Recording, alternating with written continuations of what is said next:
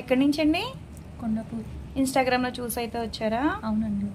Madam వాళ్ళ పాపకైతే కనుక కొంచెం హోల్ అనేది చెవిరంధ్రం పెద్దదైపోయిందని చెప్పేసి క్లోజింగ్ చేయించుకోవడానికి అయితే వచ్చారండి. ఇది ప్రాసెస్ అయితే లిక్విడ్ బేస్లో ఉంటుంది. మేము ఇలా లిక్విడ్ పెట్టేసిన తర్వాత ప్లాస్టర్స్ వేసేస్తాము. 1 వీక్ దాకా ఇలాగే ఉంచుకోవాలి. చీమ్ పట్టే వస్తువులు కానీ ఏమీ తినకూడదు అనమాట. ఈ వారం రోజులు తడి కూడా తగలకూడదు చెవుకి. మేము గ్లౌజెస్ ఇస్తాము. తలస్నానం చేసినా ఏం చేసినా సరే అవి చక్కగా చెవులకి పెట్టేసుకుని తలస్నానం చేయమనండి పాపని. శనగపిండి కానీ పచ్చిశనగపప్పు ఇలాంటివి ఏం తినకూడదు అనమాట. ఏదైనా డౌట్ ఉన్నా సరే కాల్ చేయండి, రెస్పాన్స్ అవుతాము. 1 వీక్ అయిన తర్వాత ప్లాస్టర్స్ అనేది మీరు ఇంటికాడే ఉండి ఓపెన్ చేసి మాకు పిక్ అనేది పెట్టాలి.